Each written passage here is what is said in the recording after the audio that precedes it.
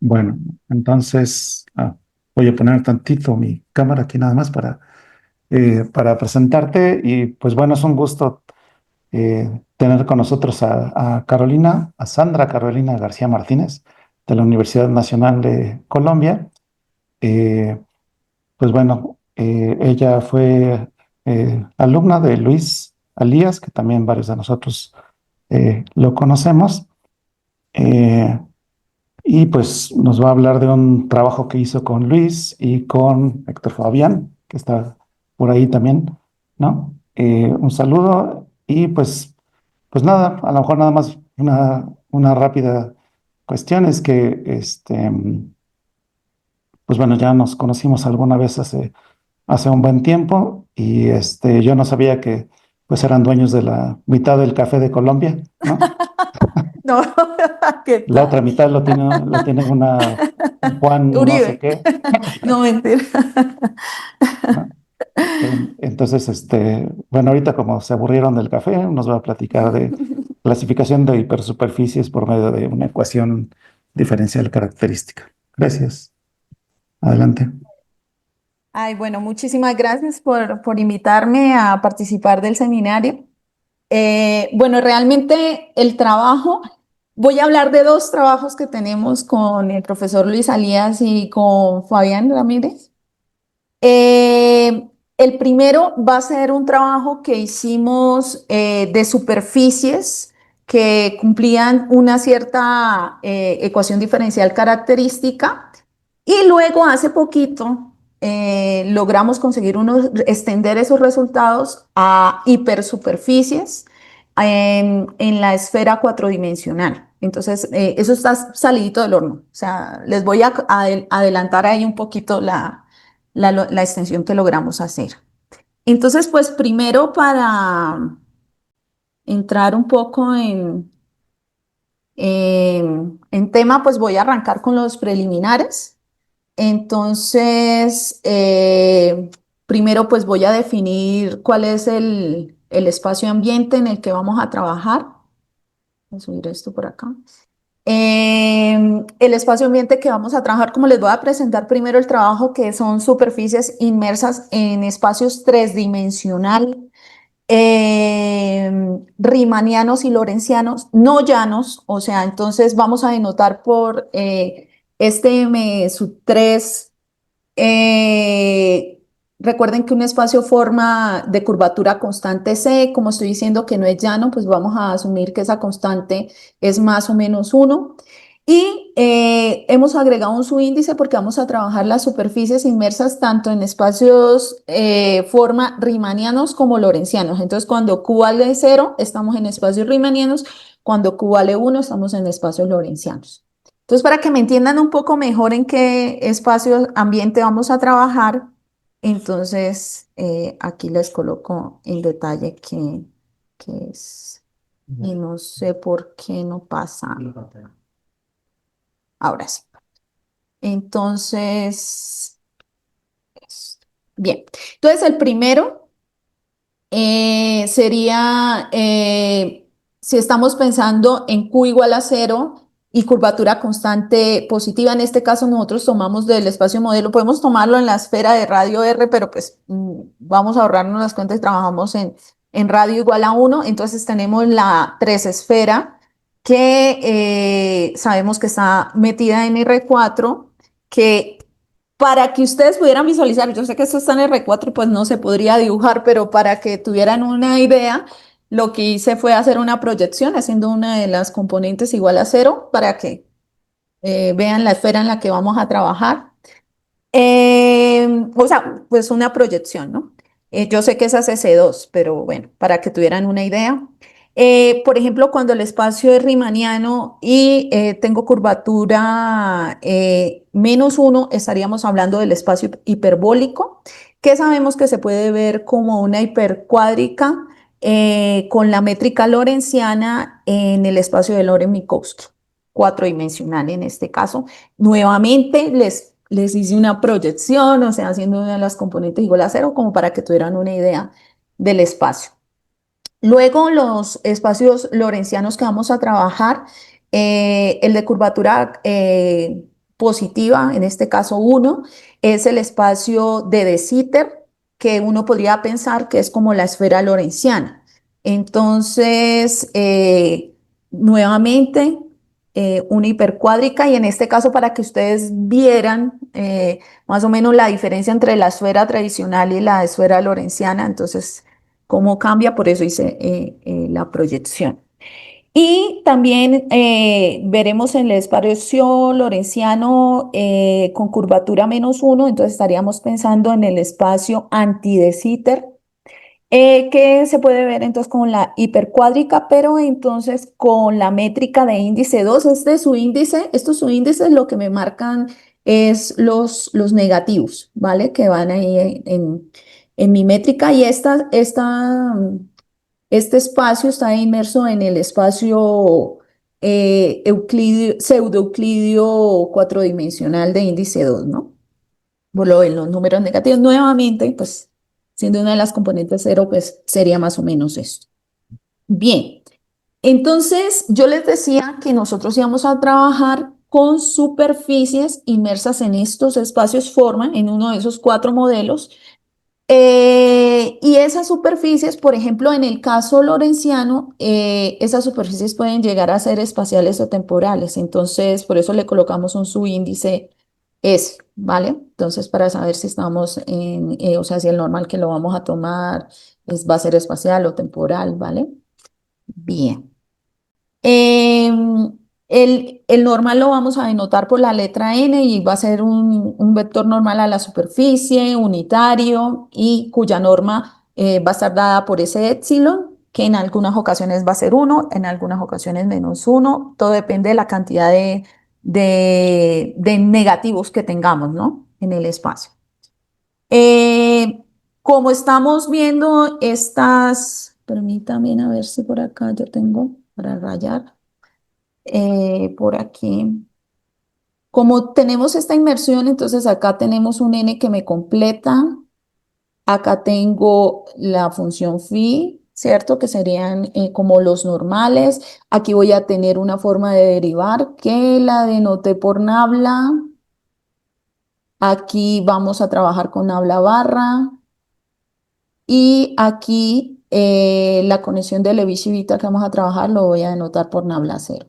Es como para establecer las notaciones. Les presento la fórmula de Gauss, que me indica cómo se derivan dos campos tangentes, la parte tangente, la componente en el normal n y la componente en el normal phi, o sea, en la normal a la superficie. Eh, Visto ya que estamos metidos en el espacio pseudoeuclídeo cuatrodimensional, ¿no? Y la fórmula de Vengarte, que me indica cómo se deriva el campo normal y que me da información de cómo está la superficie inmersa en ese espacio ambiente. Y el operador de forma o el endomorfismo de Weingarten lo denotaremos por la letra S, ¿vale? Entonces, como para definir un poco la notación que vamos a trabajar. Bien, en algunas ocasiones vamos a trabajar con marcos locales ortonormales y a veces pseudo-ortonormales. El ortonormal en el caso Q igual a 0, o sea, en el caso riemanniano, pues es el típico que ustedes conocen, ¿sí? Que todos los vectores son unitarios, que son ortogonales entre sí. Y en el caso el caso lorentziano, entonces ahí los vectores pueden llegar a ser temporales. Lo importante es que se cumpla esta condición que tenemos aquí, ¿vale? Bien. El marco, ¿cuándo será pseudo-ortonormal? Ahí fijaremos que dos de ellos sean nulos, ¿vale? ¿Y para qué es esto principalmente? ¿Para qué considerar este tipo de bases? Era para poder expresar mi operador de forma de los siguientes tipos. Yo sé que cuando es riemanniano, pues yo siempre puedo llevar el operador de forma a una del tipo 1, que es que la matriz es diagonalizable, tenemos curvaturas principales, ¿cierto? que sería el caso más sencillo. Pero como estamos trabajando también con espacios forma lorentzianos, entonces puede presentarse este caso o estos otros dos. ¿Sí? Que ya la matriz del operador de forma ya no es diagonalizable. Estos dos primeros se harían con las bases ortonormales y el último con la base pseudo ortonormal, ¿vale? Como dijimos que nosotros queremos intentar hacer todas las cuentas de una vez con todos los espacios al tiempo, entonces, pues no podemos hablar de que las curvaturas las vamos a definir como el promedio de las curvaturas principales, porque en el caso no diagonalizable, pues no tenemos el caso. Entonces vamos a escribir el polinomio característico como lo sabemos de álgebra lineal, ¿cierto? Es un polinomio de grado 2 porque estamos trabajando en superficies, t cuadrado menos la traza más el determinante, ¿cierto? Y entonces la curvatura media estaría dada por épsilon medios, la traza del operador de forma, y la curvatura de Gauss sería la curvatura del espacio ambiente más épsilon veces el determinante de esa matriz. También utilizaremos una transformación de Newton, que es un operador que, como ven acá, se define como una combinación lineal entre la curvatura media y el operador de forma. Gracias al teorema de Cayley-Hamilton, que sabemos todos de álgebra lineal, que me dice que si yo tengo el polinomio característico y lo evalúo en la matriz, en este caso en S, pues la satisface. Entonces ahí logramos encontrar esta expresión de aquí. Y resulta ser que esas transformaciones de Newton cumplen muchas propiedades, entre unas cuantas es un operador autoadjunto, conmuta con el operador S, y bueno, unas cuantas que les escribí ahí, pero principal resalté una en rojo, que es que la divergencia de ese operador es cero, ¿vale? Ese dato lo vamos a utilizar más adelante y va a ser importante. Entonces, hasta aquí era como cuadrar la notación y en dónde vamos a trabajar. Pero entonces, pues les voy a contar en qué consiste, o sea, por qué elegimos trabajar esto, esa ecuación que ni siquiera he dicho todavía quién es. Entonces, hay una ecuación bien famosa que es muy citada, que es la ecuación de Laplace-Beltrami, que me dice que cuando yo tengo el laplaciano de la inmersión, incluso esta ecuación de Laplace es para subvariedades, pero bueno, en este caso, como vamos a trabajar superficie, les coloqué que el laplaciano de la inmersión sería dos veces, que es el tamaño o sea, la dimensión de la superficie por la curvatura media. Recuerden que el vector curvatura media, nosotros sería un vector que estaría en la parte normal a la superficie y estamos metidas esa superficie dentro del espacio forma, pero el espacio forma está metido en R4. Entonces, él vendría a ser combinación lineal tanto del normal de la superficie como de la phi, ¿no? Entonces, pues haciendo combinación lineal y álgebra lineal, encontramos que el vector curvatura media está dada por la función curvatura media por el normal menos la curvatura del espacio ambiente por phi. Entonces, resulta ser que si uno piensa estudiar la función inmersión como función propia del laplaciano, que es lo que me dice aquí esta ecuacióncita, esta es la ecuación característica donde phi es la función propia para un lambda real, uno se da cuenta por la ecuación anterior que esto implícitamente dice que mi superficie tiene que ser minimal. ¿Por qué? Pues reemplazando aquí simplemente, ¿cierto?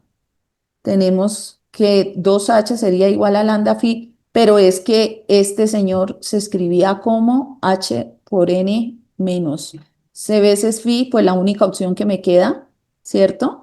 Es que esa función curvatura media tiene que ser cero, o sea que la superficie tiene que ser minimal.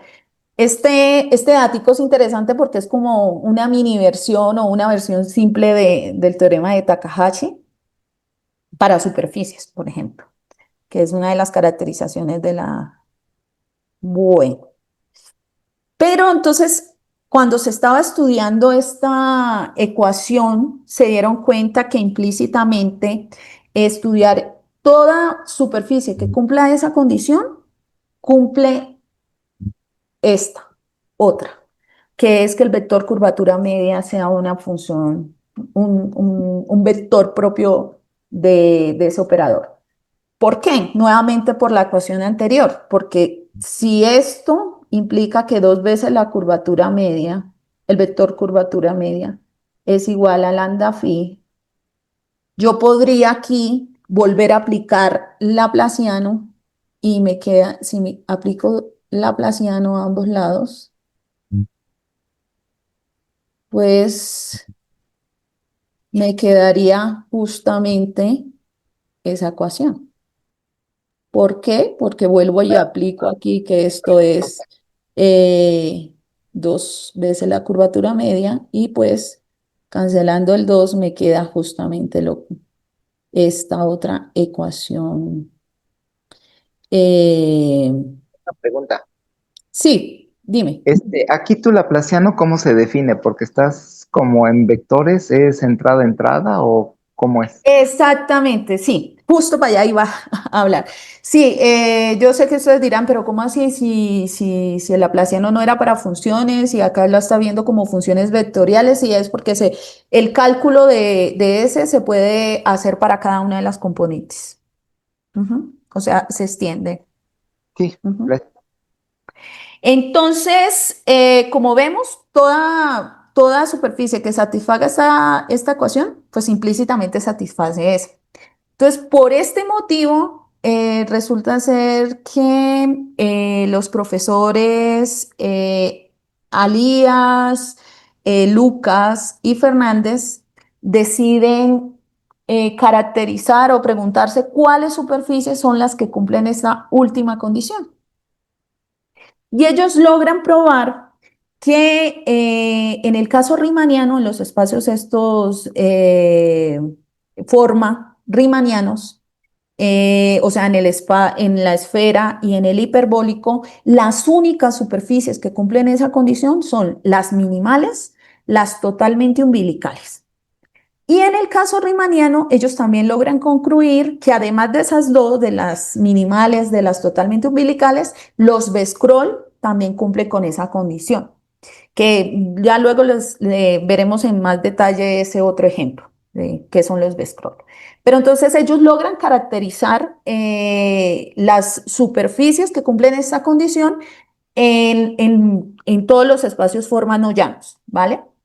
Entonces nosotros, motivados por esto, como nosotros sabemos que el operador laplaciano pues tiene otros operadores que los han generalizado, como por ejemplo el operador de Chen y Yao, que el operador de Chen y Yao pues fue introducido en el 77 por Chen y Yao. Resulta que mientras ellos estudiaban las superficies de curvatura escalar constante se dieron cuenta que el operador que linealizaba la primera variación de la curvatura de Gauss era justamente este operador que les coloco aquí, que incluso es interesante porque uno lo puede ver como una generalización y entonces por eso de triangulito pasamos a rectángulo, ¿no? Como diciendo, esta es la generalización. ¿Por qué les digo una generalización? Incluso hay gente que no lo llama el cuadrito, sino le ponen L1, porque realmente vienen unos operadores que se pueden definir para LK en general.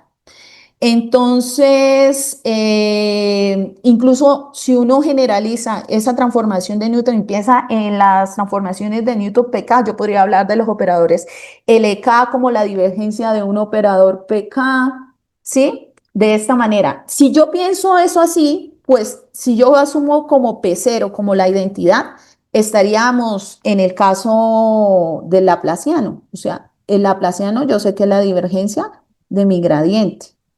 ¿Cierto? La Otra Laplaciano. pregunta.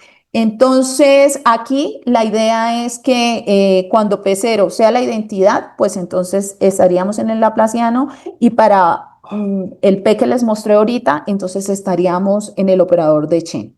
¿Vale? Otra Bien. pregunta. Sí, dime. ¿Esa P ya no era lineal? Mírele acá. Te la- Pero, Vuelvo a colocar. Esta es la transformación ah, que depende del operador de forma. Pero ok. ellas se pueden definir para PK. Entonces es lineal, Bueno, ¿no? Para bien. PK, perdón, disculpa, una pregunta. Sí, Buenos días. sí. Para los PK, digo, sé que a lo mejor no es el objetivo de la plática, me disculpa, pero ¿los PK son combinaciones lineales de otros operadores o que no se han presentado, que no has presentado aquí o son los mismos? O más o menos No, cómo sí, va. son similares y se definen como inductivamente. O sea, Ah, ok. el P2 depende del P1, así. Ah, perfecto. Gracias. Pero bien, pero bueno, nosotros no vamos a trabajar con todo. Queríamos, el primer objetivo era pensar en el EK y tal, pero no hubo la posibilidad de hacerlo directamente con el EK, entonces nos quedamos con el L1. Pero sí Eh, es lineal o es lineal, es que no le entendí bien espérame, a ver si tengo a la mano por acá la definición y les digo exactamente cuál era el PK que se me acaba Ujú. de... Sí, pero el P sí es lineal, Juan Carlos. es lineal, ¿verdad? Entonces, Ujú. Espérame. Ay, ¿yo dónde tengo el PK? no, no te preocupes. Bueno, ahorita miro, pero sí, o sea, se definen inductivamente. El P2 depende del P1 y exactamente. O sea, creo que iba el P. Sí, espérenme. Eso es bien, bien conocido el operador. Espérenme. Y si no, ahorita al final lo buscamos. Pero bueno, Ah, nosotros solo vamos a trabajar con esta única transformación por ahora. claro, Bien, y disculpa, una duda sí, más que nada de terminología. sí. ¿Por qué Newton? O sea, ¿hay algún motivo para que le hayan llamado operador de Newton? ¿Alguna cuestión que venga de otra rama? No sé. Hay, digamos, si hay alguna explicación física, no sé. Yo sé, lo que pasa es que como aquí trabajamos en el caso lorenciano, yo sé que fueron introducidas por Rayleigh, pero no sé si de pronto el caso riemanniano haya tenido que intervenir Newton. La verdad, ahí sí no sé, desconozco por qué el nombre. No Pero, pasa. pero por lo menos en este que yo coloqué, que era el -1 a la Q, que es con ya para que sirva para los dos casos, lo introdujo fue Rayleigh. Sería un buen dato investigar si Newton o hay alguna aplicación física, no sé. O sea, más que Sí, nada porque a lo mejor no porque Newton haya tenido que ver, ¿no? Sino porque ya ves que a sí. veces un concepto de otro lugar, De pues pronto, exacto, de física, no sé. Ahí se sí, toma prestado y a lo mejor de ahí se queda el nombre como para tener la sí, de familiaridad, ¿no? pronto. No sé. Sí, pero ahí sí no conozco su origen, así como tal, o sea, o aplicación que tenga por el momento. Muchas gracias. Bien, Disculpe. no, tranquilo. Entonces, la idea, nuestra idea de nuestro trabajo es estudiar. Yo sé que ellos estudiaron esta ecuación característica y nosotros pues queremos solamente estudiarlo con este nuevo operador, ¿cierto? Entonces, resulta ser que yo les dije que había una característica bien importante de estas transformaciones de Newton y era que su divergencia valía cero. Entonces, si ustedes ven acá la definición original es en términos de la divergencia y si uno echa la cuenta de las divergencias y utiliza pues que este operador es autoadjunto y bueno, aplica también que P es autoadjunto, llega a esta parte y utilizamos que justamente la divergencia de P vale cero, pues también podemos expresar este operador como un operador tipo traza. Si se dan cuenta, volviendo a pensar en el P como la identidad, es también la otra definición que le enseñan a uno del laplaciano, que es la traza del hessiano. Y resulta ser que esta definición es más cómoda para echar las cuentas para nosotros. Entonces, en vez de trabajar con la definición, pues, pero esto es solamente porque estamos en los espacios de curvatura constante, que esto se tiene, ¿vale? Entonces, este operador se deja manejar como estos operadores tipo traza que me va a permitir, pues, echar las cuentas de una manera más ágil. Entonces, pues resulta ser que este operador, como se han dado cuenta, se comporta muy parecido al laplaciano. Entonces, así como el laplaciano tiene su regla para derivar, pues para un producto, cuando yo aplico el laplaciano a un producto, aquí el operador cajita o el operador de Chen-Yau también tiene, y miren que es muy parecida. Vuelvan a pensar en P como la identidad y es la que uno conoce del laplaciano. Pero pues ahora aparece ese término P. Esto era lo que me habían preguntado alguien aquí en el público, que pues si uno originalmente ve que es aplicada a funciones, pero pues si la necesito para funciones vectoriales, es solamente aplíqueselo a cada una de sus componentes, ¿vale? Entonces, les recuerdo que mi función vectorial,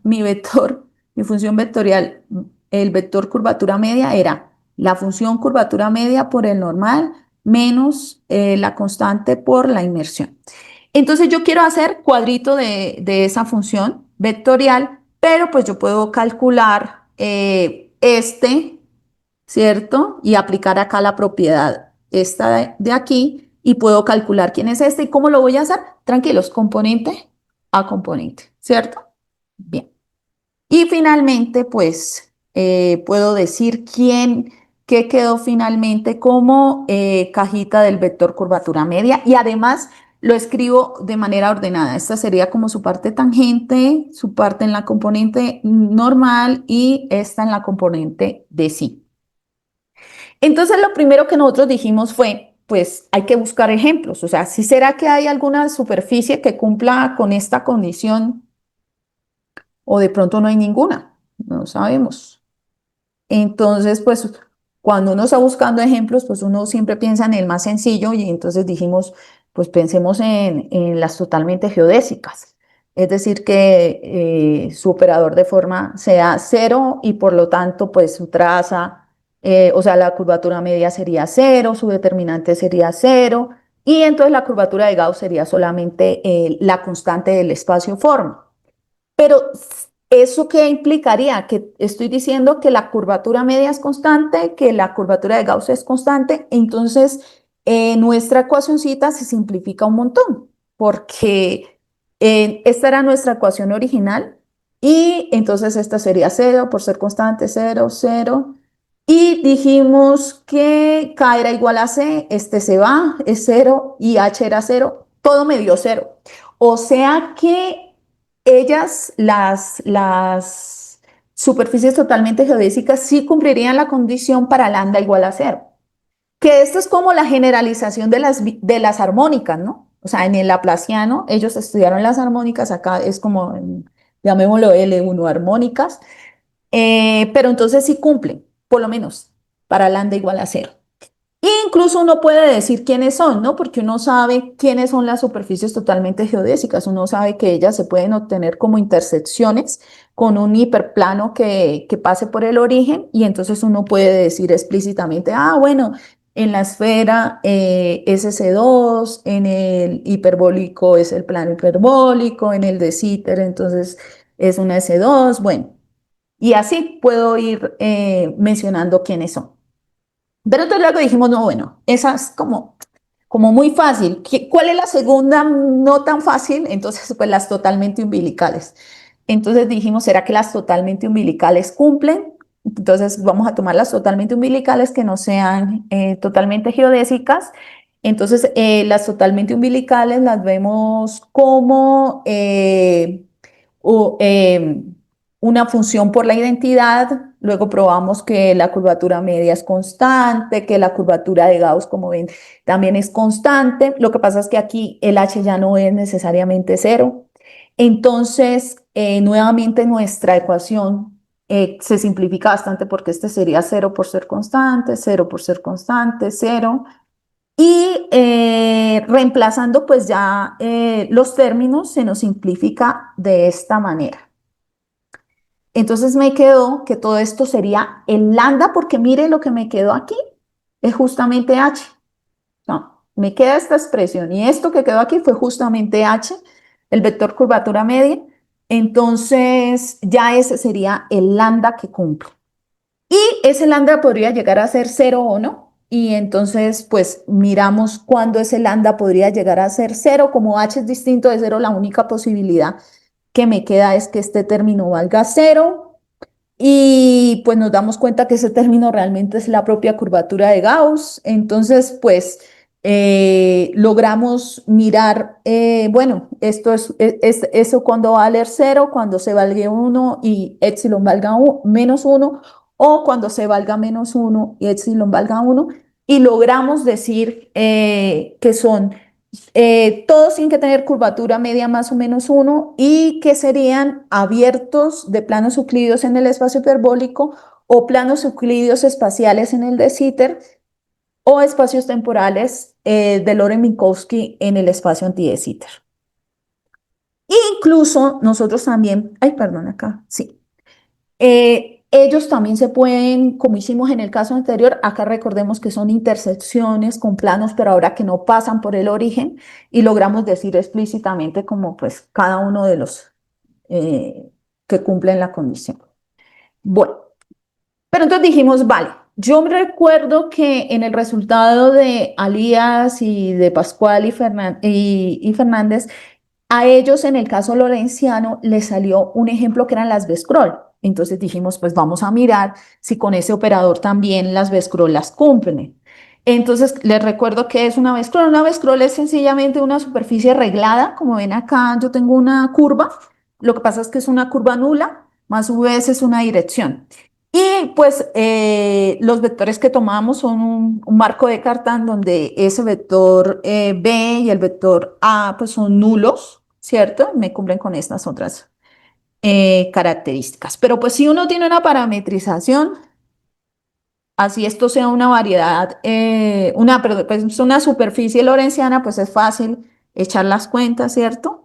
Encuentro mi normal, encuentro el operador de forma que se ve que no es diagonalizable, pero que tiene un polinomio mínimo que es justamente este de acá.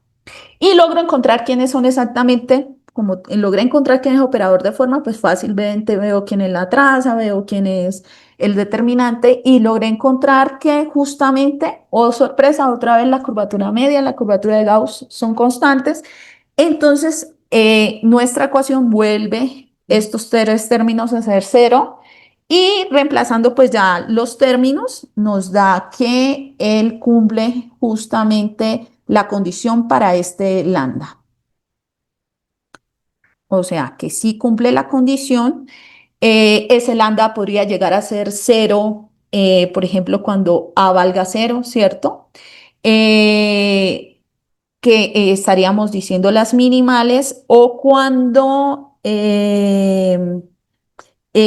unas ciertas características del K logran hacer justamente ese, cuando K, porque esto es K, ¿no? Esto que me quedó acá. Entonces, cuando sea llana, también podría llegar a ser lambda igual a cero. O sea, digamos, lo podemos también clasificar.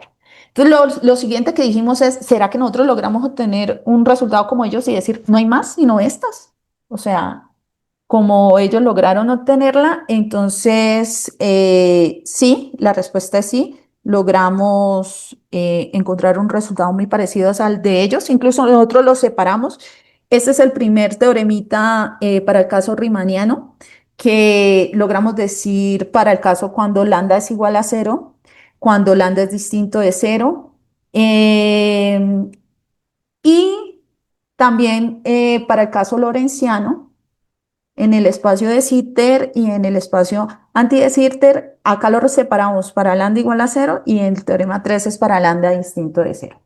Pero en pocas palabras es un resultado muy parecido al de ellos con este nuevo operador. Porque sí, porque no hay, digamos, más sino esas tres, ¿no? Las totalmente umbilicales, en pocas palabras, las totalmente geodésicas y los B-scroll. Eh, a diferencia de ellos, ellos aquí, digamos, el ingrediente principal para probar esto, porque no voy a hacer la prueba de esas cuentas, el ingrediente principal, además de jugar con la ecuación que se traduce en estas tres ecuacioncitas que les coloco ahí, ¿Por qué? Porque pues como es lambda veces h y yo lo logro escribir una parte tangente y no tiene nada tangente, pues es cero. Igualo la parte normal con la parte normal, la parte del n, del phi, y entonces me queda esta expresión manipulando esas ecuaciones y probando el siguiente resultado, salen nuestros teoremas. Entonces, el ingrediente principal es que es probar que toda superficie inmersa en un espacio-forma que cumpla con mi condición debe cumplir que la función curvatura media es constante.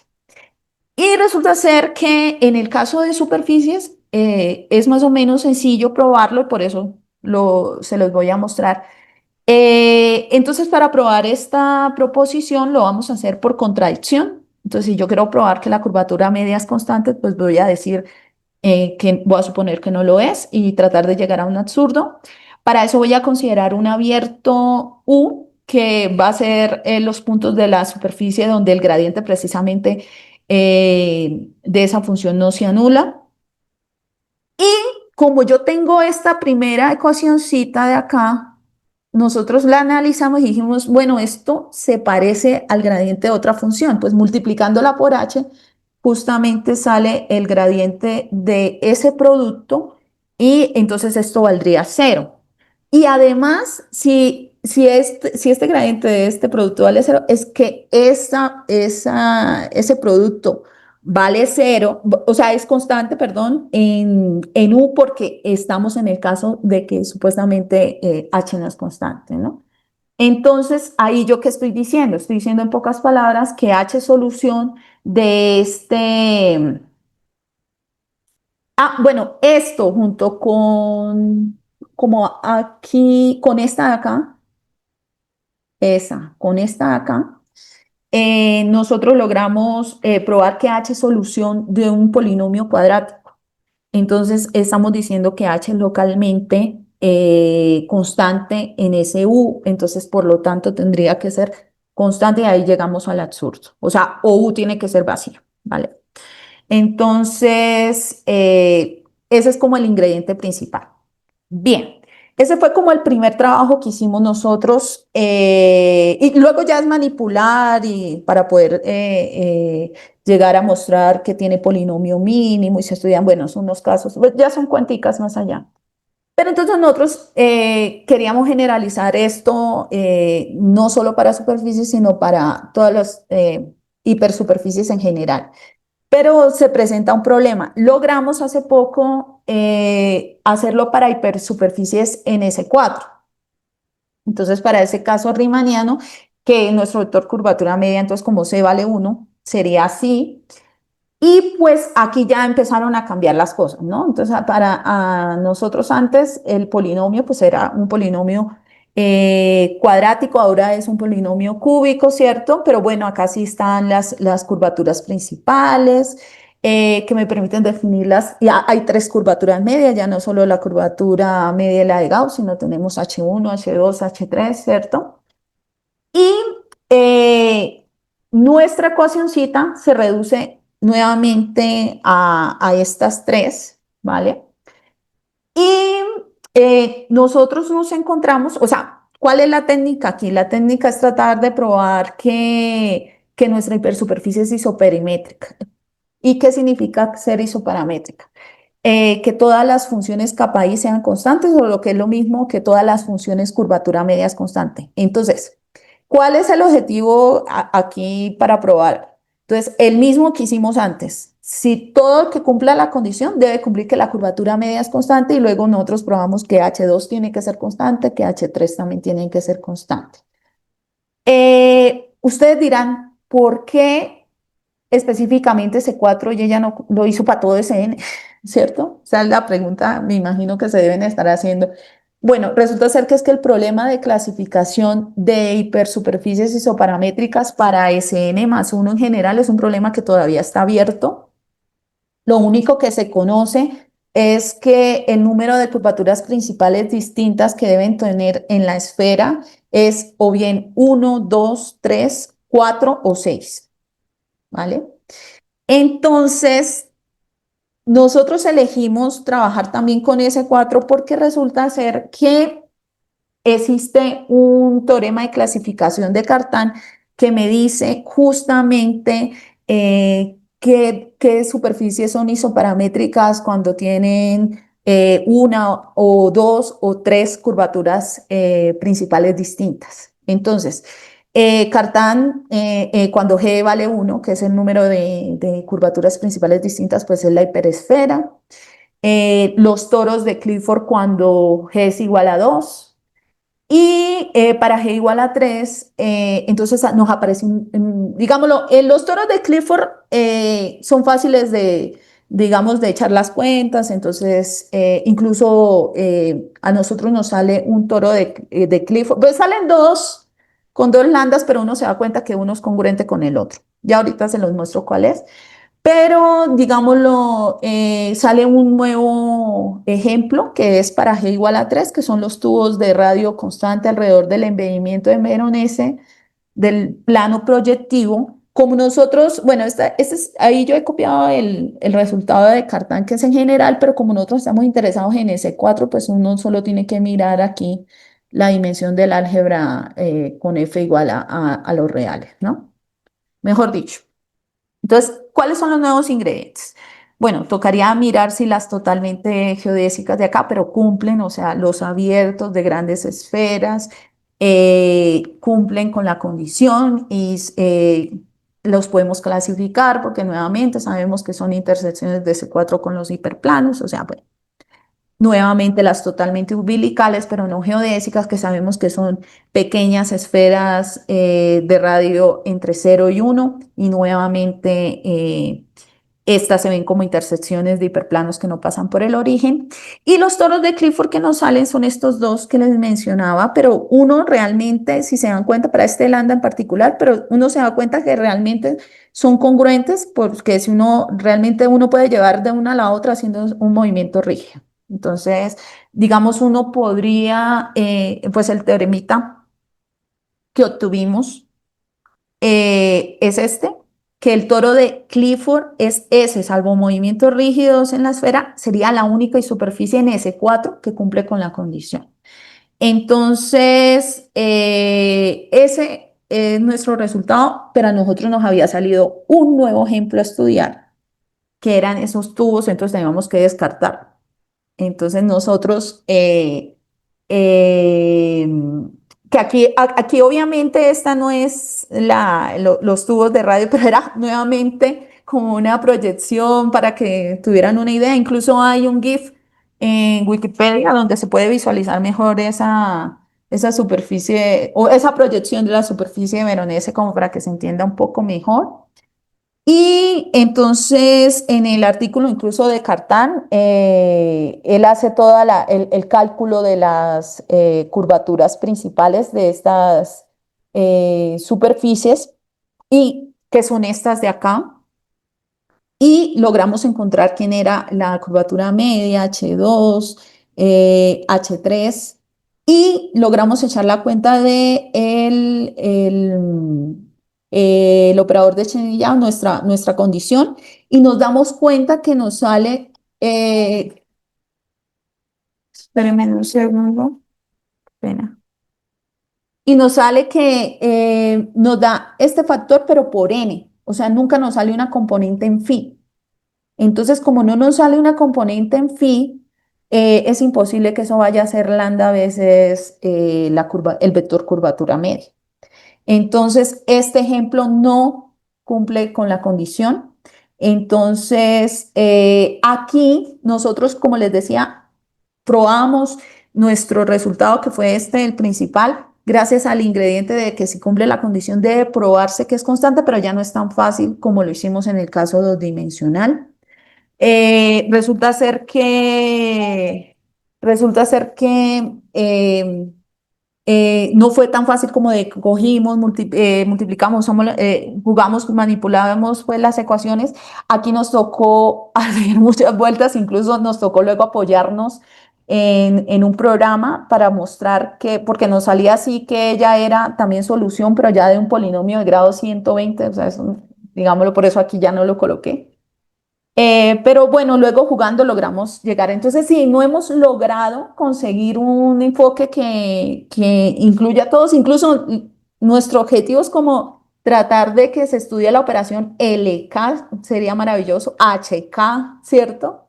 Igual a lambda a veces sí, pero pues por el momento no lo hemos conseguido, pero pues estos son los resultados que tenemos. Este era el primer artículo de Alías, Lucas y Fernández. Este es el que nosotros hicimos en superficies. Este es el que pues hasta el momento te hemos sometido. Y pues eso era lo que les quería como comentar de nuestro trabajo. Muchas gracias por la invitación. No sé si hayan preguntas. Deja ponerte tantito unos aplausos virtuales al menos. ¿Dónde están los aplausos? Ya se me perdieron los aplausos. Bueno, como se me perdieron los aplausos, ya te pongo ahí las. Ay, Pues mire, muchas.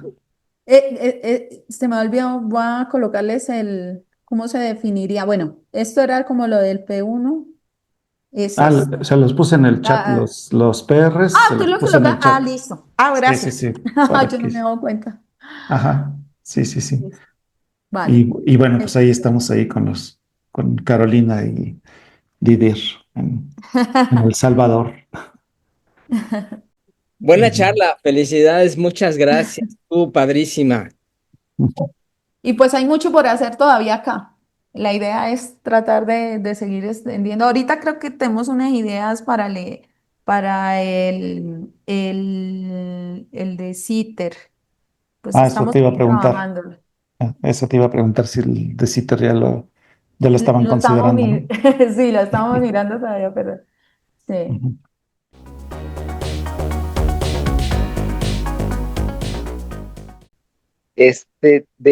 Bueno, la primera es, ¿se van a atrever a hacer las cuentas en los casos, por ejemplo, los de las hipersuperficies estas de Ferus, Kercher y Munsner, que tienen que ver ahí con creo que sí hay bastantes cuentas hechas, pero todo está en términos de álgebras de Clifford, no sé qué tanta cosa. Claro, sí.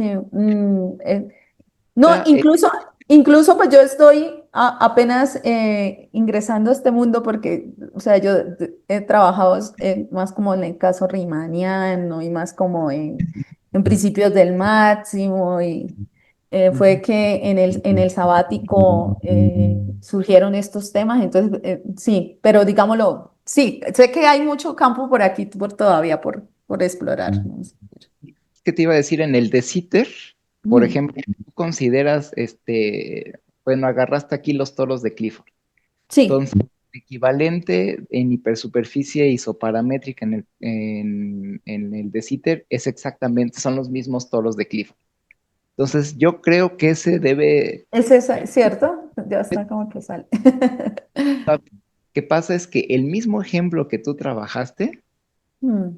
de la Veronés, tienes, esta, tú defines la misma función así, idéntica, pero ¿cómo se llama? En el de Sitter, y eso va a ser una hipersuperficie isoparamétrica. Va a ser en el sentido de que el laplaciano lo puedes ver como el laplaciano y el gradiente, bueno, lo que sería el gradiente, lo ves en términos de la misma función que te define las hipersuperficies de nivel. Pero bueno, entonces la filosofía es que yo siento que si haces las cuentas con esos dos mismos ejemplos, uno jala y el otro no jala. Debe ser cierto, y las cuentas son las mismas, yo creo. Estoy Ay, casi guau. seguro que deben ser las mismas. Entonces ese está bonito. Gracias. Sí, no, gracias a ti, estuvo muy bonita la plática. Tienen Gracias. las preguntas, Omar. Hola, hola, buenos días. Buenos días.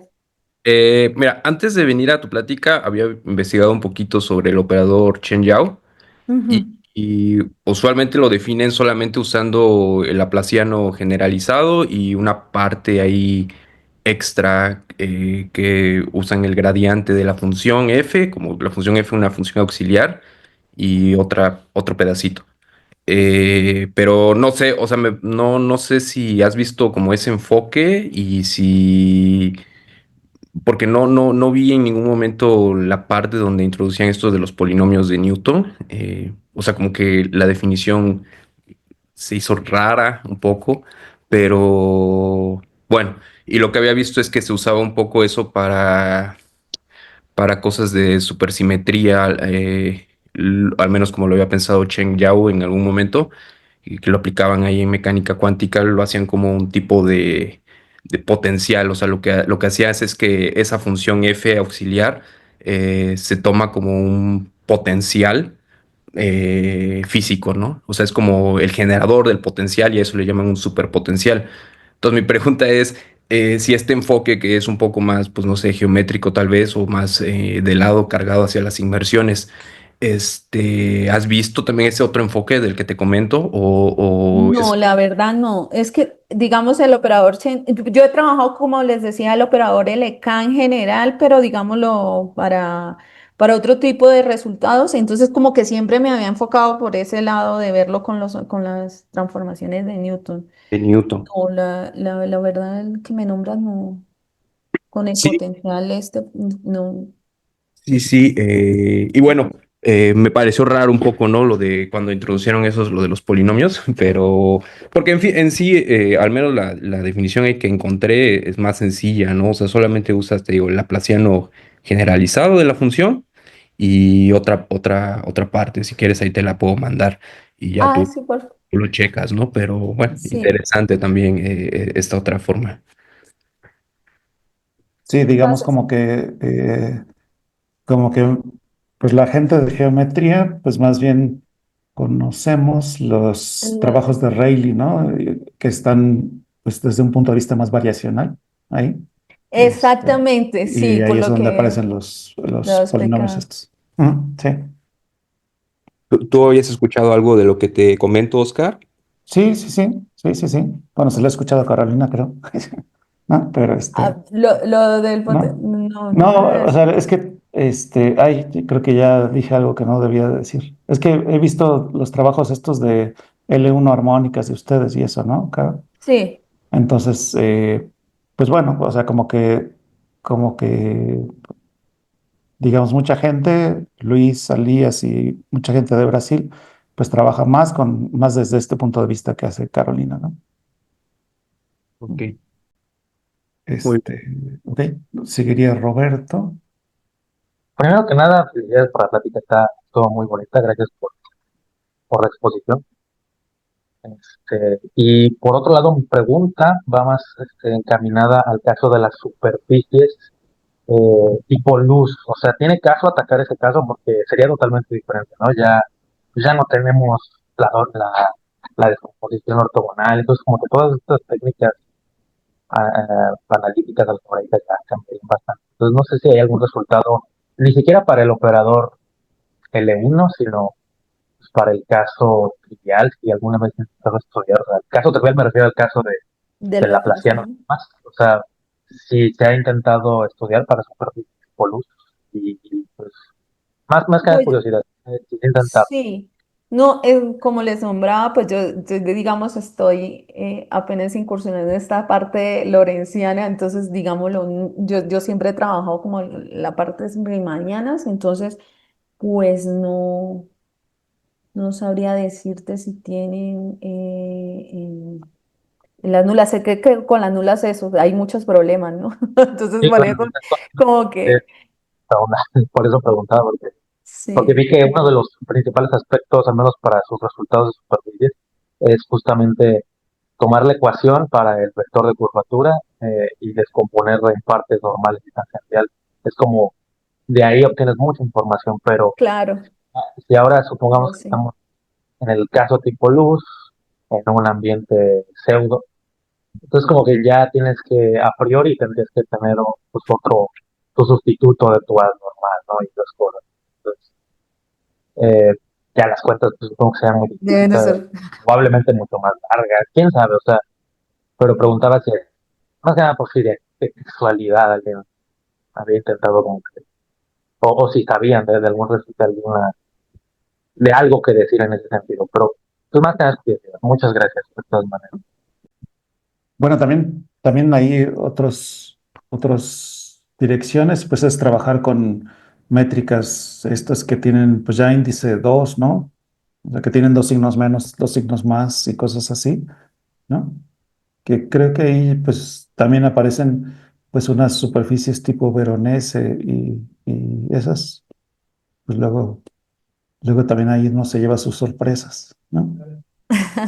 Ahí nos puede platicar Guillermo Pero yo creo que yo sí vi como algo, ahora pensando en la pregunta anterior de de Nula, Roberto.